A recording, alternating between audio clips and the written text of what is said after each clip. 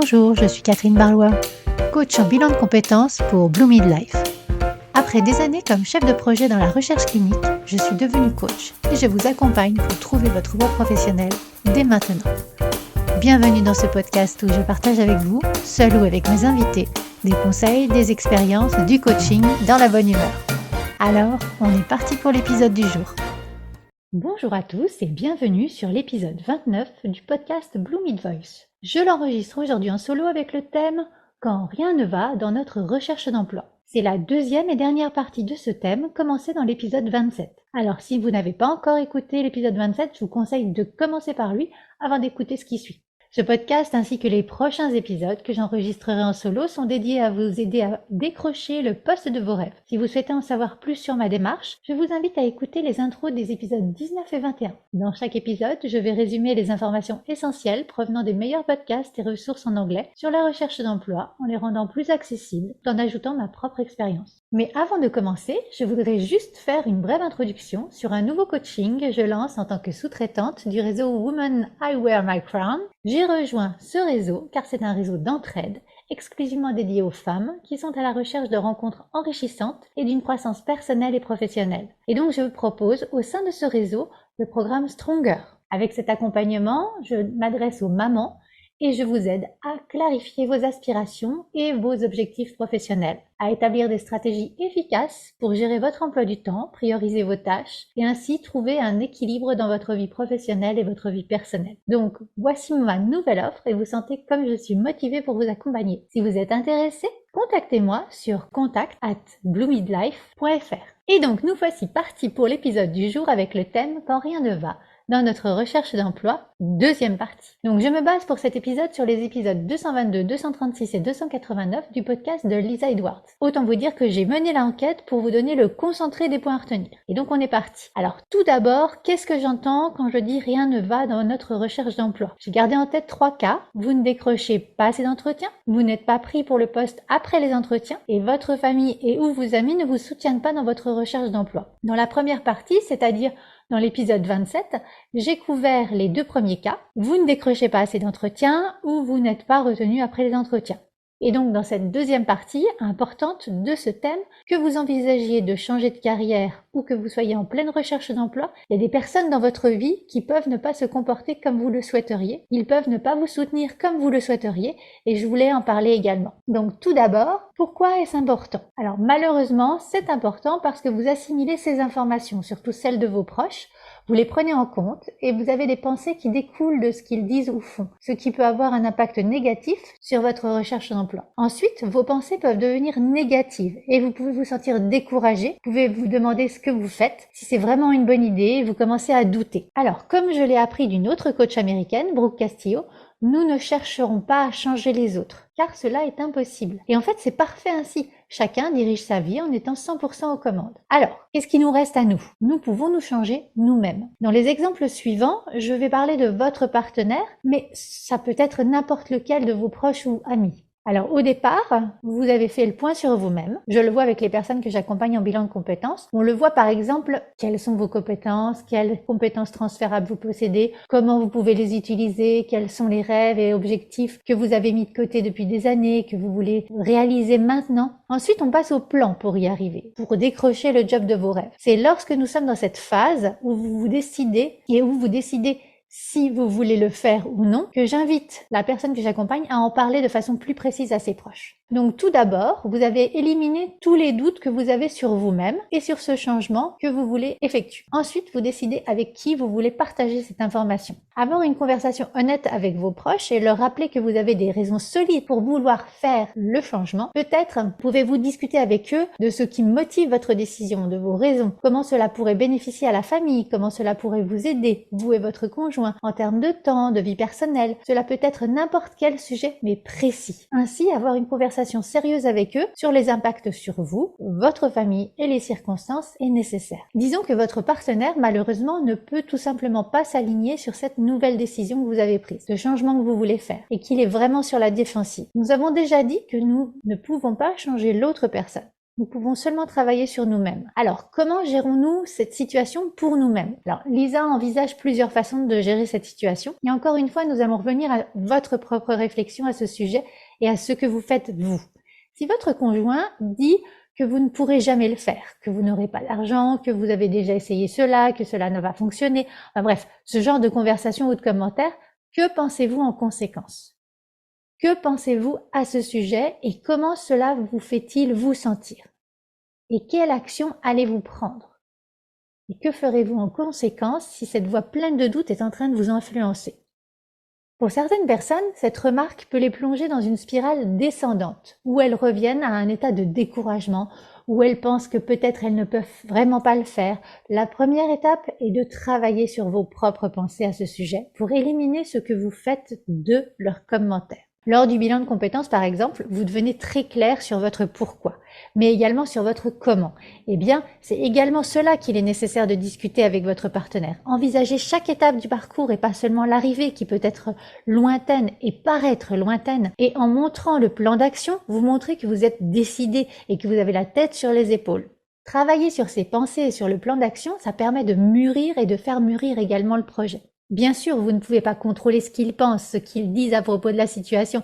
Vous pouvez avoir des discussions avec eux, mais si vous tournez en rond dans cette conversation et que vous continuez à en parler, cela n'est probablement pas productif. Lisa conseille alors d'aller de l'avant avec quelque chose qui vous tient à cœur pour votre vie et votre carrière. Avancez au lieu de rester dans cet état d'indécision et d'hésitation parce que vous avez des inquiétudes. C'est une bonne idée de progresser d'une manière ou d'une autre, de prendre des mesures concrètes. Je vais parler des personnes qui envisagent une transition de carrière. Le but n'est pas de passer de 0 à 1 d'un seul coup, mais d'explorer les perspectives d'emploi pour diverses choses que vous avez envisagées. Faites des recherches pour voir si ce que vous pensez faire est viable, si d'autres personnes le font. Il y a toutes sortes de choses que vous pouvez faire pour avancer au lieu de rester coincé. Cela permet aussi de montrer à votre partenaire, au fur et à mesure, votre persévérance et les atouts de cette prochaine étape de votre carrière. Maintenant, envisageons que vous êtes en recherche d'emploi car vous n'avez plus de poste. Vous avez commencé à chercher un nouveau poste et votre partenaire semble saboter votre confiance en vous. J'aime bien le mot « semble » car c'est votre perception. Dans ce cas, le mieux est de rester pragmatique. Créez-vous une sphère qui vous sera propre pour mener vos recherches d'emploi.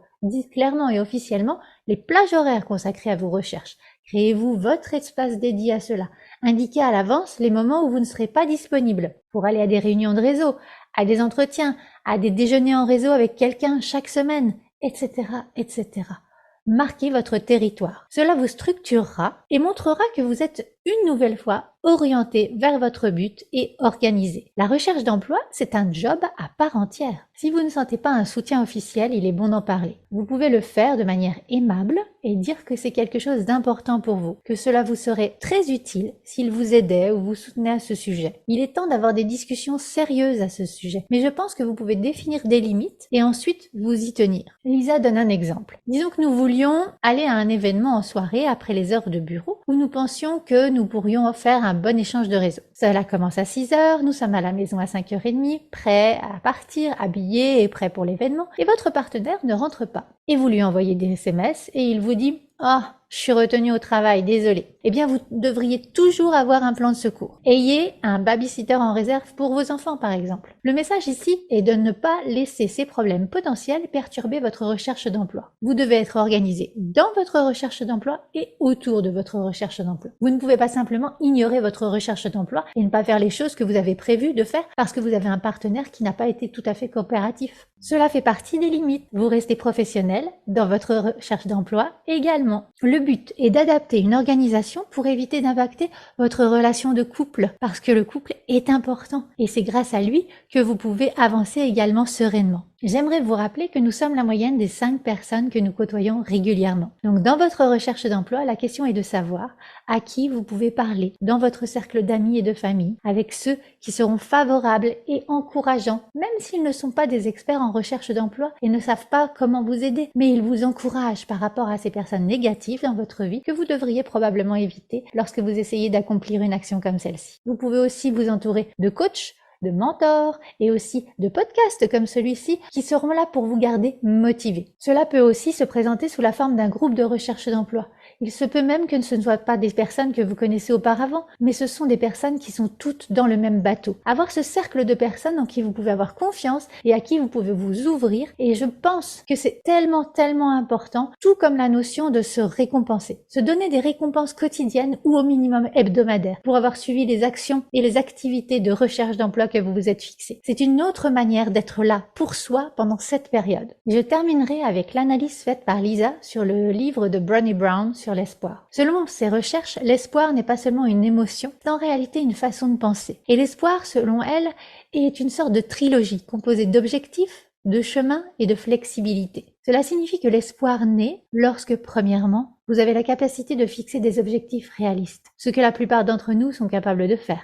Deuxièmement, nous sommes capables de déterminer comment atteindre ces objectifs, car un objectif sans un plan pour les atteindre n'est qu'un souhait. Et cela inclut la capacité à rester flexible, à développer des itinéraires alternatifs si ce que vous pensiez fonctionner ne fonctionne pas. Résoudre des problèmes, trouver comment résoudre les choses qui ne fonctionnent pas. Et enfin, vous devez croire en vous. Vous avez la capacité de fixer des objectifs. Vous avez la capacité de déterminer comment les atteindre, de résoudre les problèmes, de trouver des solutions. Et pour cela, vous croyez en vous-même. Vous croyez que vous en valez la peine. Et vous êtes prêt à faire les efforts nécessaires. Que les choses que vous faites dans votre recherche d'emploi vous mèneront là où vous voulez être. Donc, tout cela doit commencer par cet espoir. Si nous pensons à la trilogie de l'espoir de Brené Brown, qu'est-ce que cela signifie pour la recherche d'emploi? Eh bien, premièrement, nous devons fixer des objectifs. Alors, nous pouvons utiliser les objectifs SMART. Vous avez déjà sûrement entendu cet acronyme spécifique, mesurable, atteignable, réaliste et limité dans le temps. Vous pouvez aussi fixer des objectifs autrement, comme j'en ai parlé dans le podcast numéro 7 de Bloom It Voice. C'est une autre façon de fixer des objectifs que je trouve parfois plus adaptée, plus souple pour nous, et je vous invite à la découvrir dans ce podcast 7. Donc nous avons des objectifs que nous avons définis pour notre recherche d'emploi, et donc nous avons une stratégie. Et je vous envoie maintenant à l'épisode 21 où tout est détaillé. Des objectifs dans une stratégie. Ensuite, nous avons un plan pour atteindre ces objectifs. Nous savons ce que nous allons faire chaque jour pour notre recherche d'emploi. Et en même temps, nous sommes ouverts aux corrections en cours de route. Nous recueillons des données sur ce qui fonctionne et ce qui ne fonctionne pas. Et nous modulons nos techniques en chemin. Nous regardons par exemple si cette activité ne fonctionne vraiment pas ou si je n'exécute pas correctement l'activité. Dois-je changer de stratégie ou dois-je changer ma manière d'exécuter cette stratégie? Nous restons flexibles. Pour finir, croyez en vous. Lorsque vous recevez 10 refus d'affilée, cela ne signifie pas quelque chose de négatif sur vous et cela ne signifie pas quelque chose de négatif sur le marché de l'emploi. Vous continuez et vous êtes convaincu que vous obtiendrez ce que vous voulez si vous continuez à appliquer votre stratégie. Ensuite, vous croyez que vous êtes qualifié. Vous avez cette croyance en vous-même. Vous ne minimisez pas vos qualifications. Vous ne minimisez pas vos compétences. Et pour finir, assurez-vous de vous récompenser chaque jour que vous atteignez vos objectifs de la journée. Et voici quelques pensées que partage Lisa pour vous aider pendant que vous entendez des refus ou un silence complet. J'ouvre les guillemets. Je pensais que c'était le job pour moi, mais je me suis trompée. Quelque chose de mieux arrive. Ils se sont simplement trompés en ne m'embauchant pas. La bonne entreprise reconnaîtra et récompensera mon génie. Je ferme les guillemets. Voici pour finir une citation que Lisa sort du livre de Brené Brown. Le manque de pouvoir est dangereux pour la plupart d'entre nous. L'incapacité à influencer le changement est un sentiment désespéré. Nous avons besoin de résilience, d'espoir et d'un esprit qui puisse nous porter à travers le doute et la peur. Votre recherche d'emploi est une énorme opportunité pour vous de cultiver l'espoir et le sentiment de puissance. Vous avez le contrôle de votre recherche d'emploi. Le marché du travail, les entreprises et les autres personnes ne sont pas responsables de votre recherche d'emploi. Vous pouvez influencer le changement dans n'importe quelle partie de votre recherche d'emploi qui ne fonctionne pas pour vous. Vous pouvez influencer le changement dans votre état d'esprit, dans vos stratégies et dans votre approche de ces stratégies. Vous pouvez traverser les déceptions et les revers qui se produiront dans votre recherche d'emploi et même en tirer des enseignements. Vous en êtes capable. Alors allez de l'avant, cultivez un peu d'espoir, de résilience et remettez-vous aux commandes. Voilà, j'en ai fait le tour au niveau motivation. Je me suis peut-être un peu emballée au niveau de la motivation, mais franchement, croyez en vous. Croyez en vous, vous êtes la personne la plus importante de votre monde. Ensuite, le monde tournera autour de vous. Donc, croyez en vous, croyez en vos compétences. C'est hyper important. Et donc, voilà, j'ai fait le tour de ce que j'avais recueilli comme information dans les podcasts de Lisa Edwards sur ce thème. Ainsi se termine cet épisode de podcast. Je vous ai préparé un workbook pour vous permettre d'approfondir ce sujet et de vérifier que vous avez pensé à tout tout, plus des idées bonus. Donc, je vous laisse réfléchir à comment appliquer cela dans votre recherche d'emploi et je mets le lien dans la retranscription. Partagez avec moi ce que ce podcast vous a apporté et comment vous avez avancé. Vos commentaires et vos retours sont vraiment importants pour moi et partagez également ce podcast si vous pensez qu'il pourra servir à l'un de vos proches ou de vos collègues. Si vous sentez que vous êtes perdu dans votre carrière, n'hésitez pas à me contacter pour faire un bilan de compétences ensemble. Vous pouvez me contacter sur l'adresse contact@bluemidlife.fr ou sur les réseaux sociaux. Et si vous êtes resté jusqu'à la fin de ce podcast,